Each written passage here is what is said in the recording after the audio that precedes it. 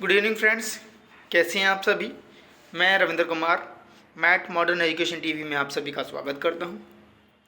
और जैसा कि आपको पता है कि नेशनल टेस्टिंग एजेंसी के माध्यम से अभी विगत 2 दिनों से आपके एग्ज़ाम्स जो हैं वो स्टार्ट हो गए हैं। नेशनल एलिजिबिलिटी टेस्ट के, जिसे आप नेट के रूप में जानते हैं, नेट और जेआरएफ का जो एग्ज़ाम कंडक्ट करवाया जाता है, इस एग्ज़ाम में आपकी परफॉर्मेंस के बिहाफ पे आपको नेट या जेआरएफ दिया जाता है। तो जेआरएफ जो है कि जूनियर रिसर्च फेलोशिप है, एक तरीके से फेलोशिप है जो कि आपको तभी मिलती है जब आप एमफिल या पीएचडी में एनरोलमेंट ले लेते हैं। अदरवाइज़ जो है आपको इस जेआरएफ का कोई बेनिफिट नहीं मिल पाएगा। एक तरीके से आप ये कह सकते हैं कि ये आपके लिए एक स्कॉलरशिप है, आप इसका यूटिलाइज़ कर सकते हैं अपनी रिसर्च के लिए, और ये आपको फाइनेंशियली भी जो है हेल्प करता है आपकी स्टडी में। तो चलिए, वेल एंड गुड, इस तरीके की जो है अपॉर्चुनिटीज़ आपको मिलती रहनी चाहिए। तो देख लेते हैं आज के इस एग्ज़ाम्स के बारे में कि आज का जो एग्ज़ाम था वो था नेट का, और सब्जेक्ट था हमारा पॉलिटिकल साइंस। तो राजनीति विज्ञान का आज जो है नेट का एग्ज़ाम कंडक्ट करवाया गया है, और शिफ्ट 1 में इसे कंडक्ट करवाया गया था। तो शिफ्ट 1 में जो है ये 9 से 12 बजे तक के बीच में हुआ है। दिनांक है 22 नवंबर, यानी कि आज की डेट है। तो जैसा कि आपको पता है, सभी को पता होगा जो भी प्रिपरेशन कर रही हैं, कि हमारे पास 2 सब्जेक्ट होते हैं। एक पर्टिकुलर सब्जेक्ट आपके सब्जेक्ट का होगा जो कि आपने ऑप्ट किया होगा फॉर्म भरने के समय, और एक पेपर आपका कॉमन पेपर होता है जिसे आप जनरल पेपर आप कह सकते हैं। तो जनरल पेपर जो है वो सभी के लिए होता है, वो सामान्य है, और उसमें 50 क्वेश्चन पूछे जाते हैं। और दूसरा जो आपका सब्जेक्ट स्पेसिफिक है उसमें 100 क्वेश्चन पूछे जाते हैं। तो जो आपका फर्स्ट पेपर है, जो आपका सेकंड पेपर है, दोनों में क्वालिफाइंग नेचर जो है एनटीए के माध्यम से रखा गया। आपको मालूम है कि अगर आप जनरल कैटेगरी के हैं तो दोनों में 40-40 मार्क्स लाना ज़रूरी है। अगर आप 40-40 मार्क्स नहीं लेके आते हैं तो फिर जो है वो आपका क्वालिफाइंग नहीं माना जाएगा। एक तरीके से आप मेरिट में भी नहीं आएंगे और आप क्वालिफाई भी नहीं हो पाएंगे। और सिर्फ क्वालिफाई करने लेने की वजह से ही आपको नेट का जो है एग्ज़ाम क्लियर नहीं हो जाएगा या जेआरएफ आपको नहीं मिल जाएगा। हर बार इसकी मेरिट बनती है, एक नई सिरे से मेरिट बनती है, जैसे और कॉम्पिटिशन के एग्ज़ाम्स होते हैं उसमें बनती है, उसी तरीके से इसमें भी बनती है। तो चलिए देख लेते हैं आज पेपर 1 के बारे में, कि पेपर 1 में कौन कौन से टॉपिक ऐसे थे जो कि पूछे गए हैं एनटीए के माध्यम से। तो देख लेते हैं। पहला जो था वो क्वेश्चन वो आपका था टेबल से रिलेटेड, यानी कि कुछ 5 क्वेश्चंस थे वो टेबल से रिलेटेड थे। आप कह सकते हैं स्टैटिक्स का पोर्शन था। देख लेते हैं सेकंड क्या था। सेकंड था आपका statement based questions like both are right और रॉन्ग, और one is right explanation of second is statement. तो आप अगर इन समराइज करूँ मैं, तो जो आपके जो क्वेश्चन पूछे गए हैं उस तरीके से पूछे गए हैं कि 2 स्टेटमेंट आपको दे दी गई है, और आपसे पूछा जा रहा है कि पहली स्टेटमेंट सही है या दूसरी स्टेटमेंट सही है, या पहली स्टेटमेंट दूसरी स्टेटमेंट को फुलफ़िल करती है, या पहली स्टेटमेंट दूसरी स्टेटमेंट दोनों सही हैं लेकिन उसकी राइट एक्सप्लेनेशन नहीं है। तो इस टाइप के क्वेश्चंस भी पूछे गए हैं। थर्ड देखते हैं। थर्ड क्या है? थर्ड है आपका परसेंटेज बेस्ड क्वेश्चन पूछे गए हैं। इसके अलावा आपसे ratio find out based question पूछे गए हैं। आपको ये कहा गया है कि अनुपात निकालिए, ये इतना छात्रों का रेशियो है, इतना स्टूडेंट्स का रेशियो है, तो इसका कितना रेशियो निकलेगा, वो रेशियो आपसे पूछा गया। परसेंटेज बेस्ड क्वेश्चन आपसे पूछे गए हैं। एंगल बेस्ड भी क्वेश्चन आपसे पूछे गए हैं। एंगल बेस्ड सिर्फ एक ही क्वेश्चन था, जिसमें जहाँ तक मुझे याद है वो क्वेश्चन इस प्रकार था कि एक स्ट्रेट वॉल है, उस वॉल के ऊपर आप जो है एक 50 मीटर की एक सीढ़ी लगाते हैं। 50 मीटर की एक सीढ़ी लगाते हैं, लेकिन जो वॉल है वो आपकी 10 मीटर की है, और सीढ़ी जो है वो आपकी 50 मीटर की है। इस तरीके से आपसे ये सवाल पूछा गया था कि कितने एंगल का कौन बनेगा। इसके अलावा आप नेक्स्ट देखिए, नेक्स्ट टॉपिक क्या पूछा गया था। नेक्स्ट टॉपिक पूछा गया था नीति आयोग के बारे में। नीति आयोग के बारे में पूछा गया था कि नीति आयोग क्या है, किस तरीके से फंक्शन करता है। ये सारी चीज़ें आपने पढ़ ही रखी होगी ऑलरेडी, तो इसी रिलेटेड भी क्वेश्चंस आ सकता है, कहीं से भी आ सकता है, तो इसके लिए आप तैयार रहें। इसके अलावा रिसर्च में से देख लेते हैं। रिसर्च में से आपसे पूछा गया था एक्शन रिसर्च के बारे में। एक्शन रिसर्च से क्वेश्चन थे। अप्लाइड साइंस से अप्लाइड रिसर्च जो है उससे क्वेश्चन थे। इसके अलावा न्यू एजुकेशन पॉलिसी से संबंधित क्वेश्चन थे। न्यू एजुकेशन पॉलिसी से पेपर फर्स्ट में कम से कम 5 से 6 क्वेश्चन थे। जो कि रिलेटेड थे मूक से, स्वयं प्रभा से और परख से। ये पोर्टल है, ये बनाए गए हैं, ये एक न्यू इनिशिएटिव है गवर्नमेंट के माध्यम से, न्यू एजुकेशन पॉलिसी के माध्यम से इन्हें लॉन्च किया गया। तो मूक्स के बारे में क्वेश्चन थे, स्वयं के बारे में क्वेश्चंस थे, और इसके अलावा स्वयं प्रभा और परख, इस तरीके के जो है क्वेश्चंस आपसे पूछे गए हैं। इसके अलावा नेक्स्ट देखते हैं। नेक्स्ट था आपका इकोलॉजिकल और इन्वायरमेंटल बेस्ड जो है क्वेश्चन आपसे पूछे गए हैं। इसके अलावा टीचिंग एप्टीट्यूड से जुड़े हुए क्वेश्चन आपसे पूछे गए, कम्युनिकेशन से आपसे क्वेश्चन पूछे गए हैं।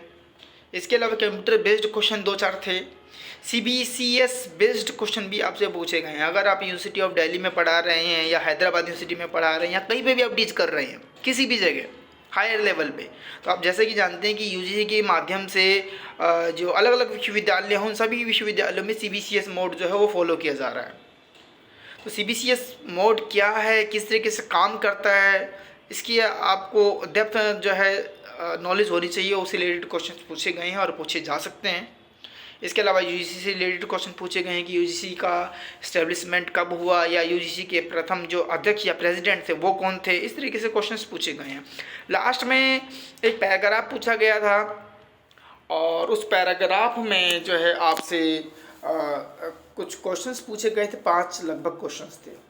तो इस तरीके से देखते हैं कि पेपर 1 जो था वो आपका, अगर मैं आपको सीरियसली बताऊं तो पेपर 1 जो है वो लास्ट टाइम के कंपैरिजन में आप इसे कह सकते हैं कि मॉडरेट था। मैं इसे हार्ड नहीं कहूँगा, ये हार्ड नहीं था, ये सिंपल भी नहीं था, ये नॉर्मल भी नहीं था, ये मॉडरेट था पेपर 1। तो पेपर 1 जो है वो एनालिटिकल बेस्ड है, उसमें आपको टाइम ज़्यादा लगेगा, ये टाइम कंज्यूमिंग था, लेंथी था ये एग्ज़ाम। तो पेपर 1 की हमने चर्चा कर ली, देख लिया कि पेपर 1 में क्या क्या आया था। देख लेते हैं पेपर 2 में। पेपर 2 था वो आपका था पॉलिटिकल साइंस का। तो पॉलिटिकल साइंस की इस पेपर में क्या क्या पूछा गया, पहली बात तो मैं आपको बता दूं, जैसे कि मैंने आपको अभी कुछ समय पहले मैंने आपको बताया कि जो पेपर 1 था वो एनालिटिकल बेस्ड था, इसी तरीके से पेपर 2 भी एनालिटिकल बेस्ड था और मॉडरेट था, और ऐसे ऐसे सवाल पूछे गए थे जो कि लास्ट टाइम नहीं थे। ऐसे ऐसे राइटर्स पूछे गए थे जो कि शायद आपने पहले नहीं पढ़े। इवन मैंने इस वीडियो में भी उन राइटर्स को शामिल नहीं किया है, क्योंकि बहुत सारे कुछ ऐसे नाम थे जो कि मैं आपसे कह सकता हूँ कि मुझे अभी तक वो याद नहीं रहे या याद नहीं है। तो जो भी कुछ मुझे याद है वो मैं आपको बता रहा हूँ। एक तरीके से आपको ये आइडिया मिल जाएगा कि आपका जो नेक्स्ट एग्ज़ाम होने वाला है वो किस तरीके का होगा, और आपका पेपर 1 किस टाइप का आया, आपको कहाँ प्रिपरेशन करने की आवश्यकता है, ये सब जानकारी आपको मिल जाएगी। चलिए ठीक है, देख लेते हैं। Maximum questions is from public administration. बिल्कुल पब्लिक एडमिनिस्ट्रेशन से जो है आपके क्वेश्चंस ज़्यादा पूछे गए थे लोक प्रशासन से। तो लोक प्रशासन से लगभग 10 से 15 क्वेश्चन जो है लोक प्रशासन से थे। Few questions from Indian constitution में से भी आपके क्वेश्चंस पूछे गए हैं, लेकिन कुछ मात्रा में पूछे गए हैं, ज़्यादा नहीं पूछे गए। 5 से 7 क्वेश्चन इंडियन कॉन्स्टिट्यूशन से भी थे। प्रेसिडेंट से क्वेश्चन पूछे गए हैं, देख लेते हैं। इसके अलावा वाइस प्रेसिडेंट से पूछे गए हैं, कैबिनेट गवर्नमेंट से पूछे गए हैं, federal government, presidential government, union government, right to privacy, ये बड़ा इंपॉर्टेंट था। राइट टू प्राइवेसी जो है आप ये देखेंगे कि सन 2014 के बाद से या 2016 के बाद से आप ये देखेंगे कि ये जो राइट है इस पर सबसे ज़्यादा जो है आप ये देखेंगे कि चर्चा में रहा है। इस पर बहुत ज़्यादा डिस्कशन होता आया और ये विवादों में रहा है, चाहे फ़ोन टैपिंग का इशू हो और चाहे जो है कोई अन्य इशू हो। तो आप ये देखेंगे कि चाहे किसी भी टाइप का मैटर हो, राइट टू प्राइवेसी जो है वो आपका लाइमलाइट रहा है। इसके अलावा right to expression in speech भी काफ़ी ज़्यादा लाइमलाइट रहा है, तो इनके पास ज़रूर फोकस कर लीजिएगा आप। इसके अलावा आपका देख लेते हैं 11th क्या है। 11th है आपका आर्टिकल 14, 16, 18 और 25 और 29। तो फंडामेंटल राइट्स में से आर्टिकल 14, 16, 18 और 25, 29 भी पूछे गए थे। इसके अलावा स्टार्ट वन ये आपसे पूछा गया है। साल्ट 1 और साल्ट 2 आपसे पूछा गया। वाशिनार संधि आपसे पूछी गई है। NSG ग्रुप के बारे में, नेशनल सिक्योरिटी ग्रुप के बारे में आपसे पूछा गया है। ऑस्ट्रेलियन ग्रुप्स के बारे में पूछा गया है। Indo American treaty regarding nuclear project, तो अमेरिका और इंडिया के बीच में कौन कौन सी संधियाँ हुई हैं। इसके अलावा मैं आपको ये भी बता देना चाहता हूँ कि बांग्लादेश के साथ में आपकी क्या संधियाँ हुई हैं, और लैंड बाउंड्री एक्ट को से संबंधित जो सवाल है वो भी पूछे गए हैं। इसके अलावा नॉर्मल से जो क्वेश्चंस होते हैं आपसे ये भी पूछा गया है कि जैसे रेड क्लिफ हो गया, मैकमोहन रेखा हो गई, ये किन देशों को जो है विभाजित करती है, या डूरंड रेखा कौन से देश की है। तो इस टाइप के जो है आपसे क्वेश्चंस पूछे गए हैं। नेक्स्ट देख लेते हैं, सिटीजनशिप अमेंडमेंट आपसे पूछा गया है। जैसे कि आपको मालूम है कि CAA और CAB,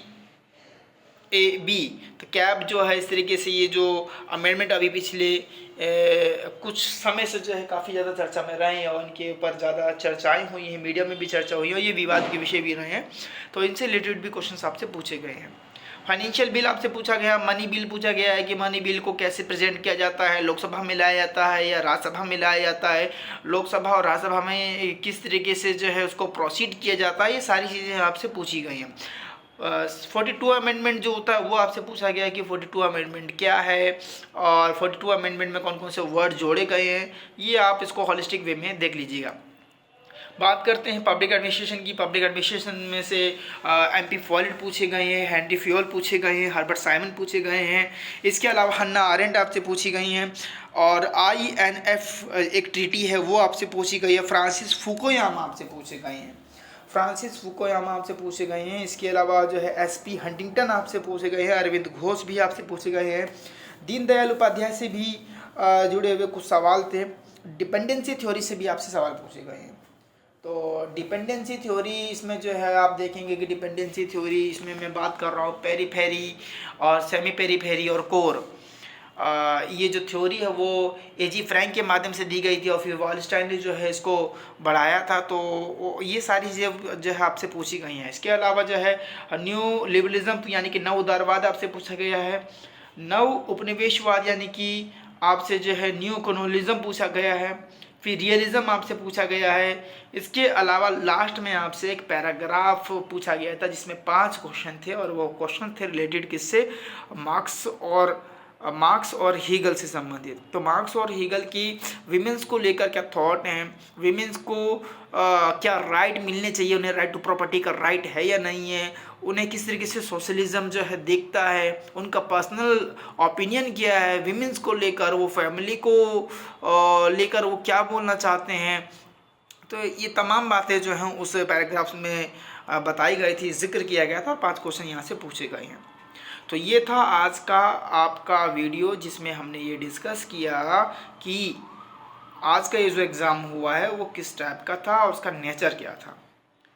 ठीक है, आप देख रहे हैं मैट मॉडर्न एजुकेशन TV और मैं हूँ रविंदर कुमार। चलिए ठीक है, वीडियो देखने के लिए आप सभी का धन्यवाद। और आप ये चाहते हैं कि इसी तरीके की वीडियो जो है वो आपको मिलती रहे तो इस चैनल को जो है आप लाइक करें, सब्सक्राइब करें और जिनको ज़रूरत है उन्हें ये शेयर करें। धन्यवाद। Have a nice day.